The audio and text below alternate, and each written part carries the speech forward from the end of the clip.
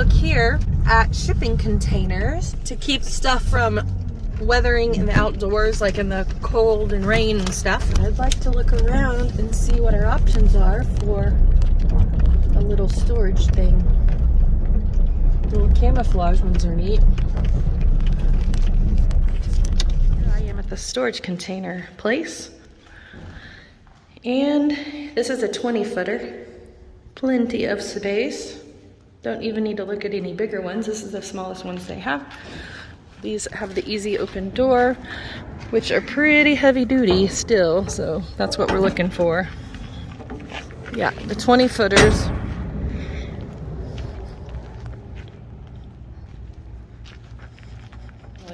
I opened the door, but then it looks like they have double doors in the back, which definitely not needed in our case.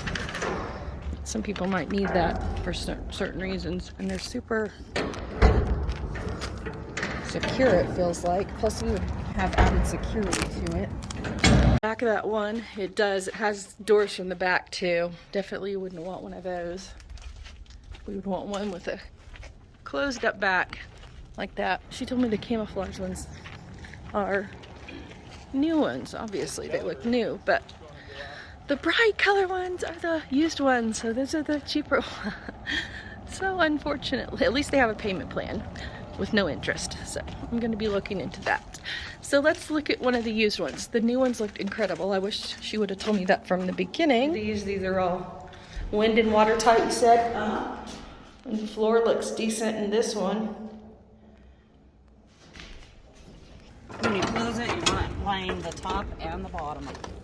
So straight out? This side first and then this side. Oh, okay, so they go in and they just lock there. And I don't have a whole lot of strength in my hands right now. Alright, this is a used one. 20 foot.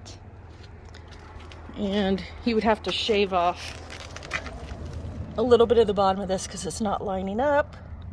And you can't latch it. They weren't that helpful, so I don't know. I'm gonna go home and figure it out. Think about it. I need to get a water container first. Okay, these are the 500 gallons, but we'll see what they have to offer. Hello.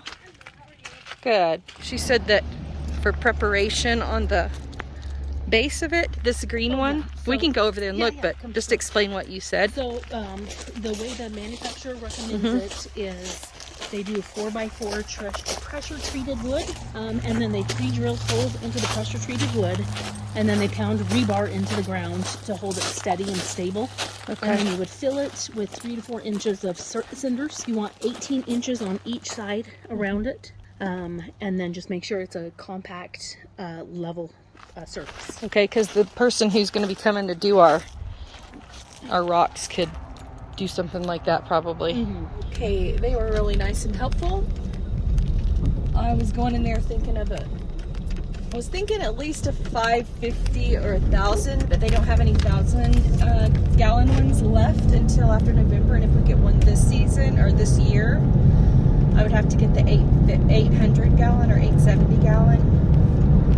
So I'm gonna think on that, and it's kind of pushing the time limit, and our rock guy and our ground guy can't come until next week, so at least 7 or 8 days, I'm guessing, and then that's cutting it pretty close, so we have 2 or 3 days to figure the situation out with the water container.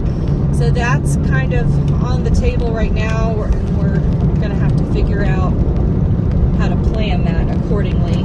I really would like to have that way we can use our own water. Since I'm going to get a water container anyway, we just have to level and everything to get the water container brought in and prepare the vase. Well, Ethan and I are out here today. Right now I'm filling these wash areas with rocks, just the deep parts. I'm just going to finish doing that today. And Ethan's cutting down some more stumps and limbs over here.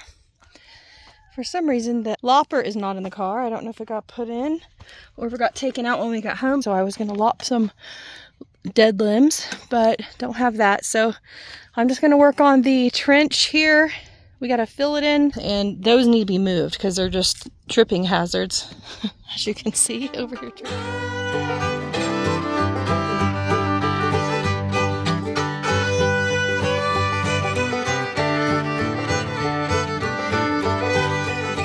We're actually filling these wash areas with rock, and this is one of the harder jobs. These are not light like the bigger ones. I would say like these bigger ones, they're still not light. The smaller ones are, but these big ones that you have to kind of dig out of the ground a little bit, not these. These can be moved by the backhoe if need be. Our backhoe guy said just to get the little rocks and fill in this wash. Well, we have several washes running through, which is not ideal, but we're going to do what we can to prepare the ground before he brings in some road base, and then our leach rock. Probably use some 1-inch leach rock he recommends for latching all together, and that'll be for our full road when we get it in, which first of all, we're just going to do this area. We have maybe 3 or 4 phases, maybe 5, we'll see. But we'll either come in right there or we'll come in over there. We haven't decided yet.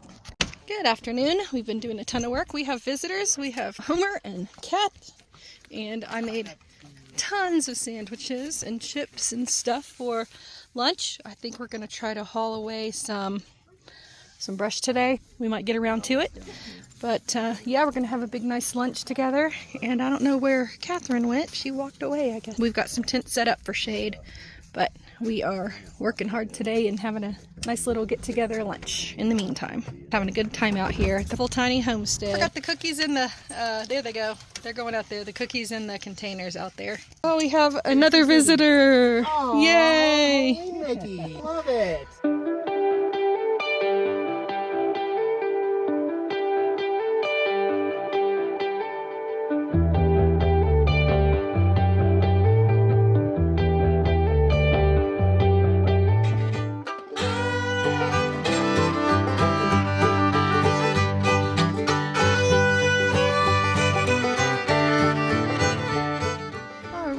We have more company today.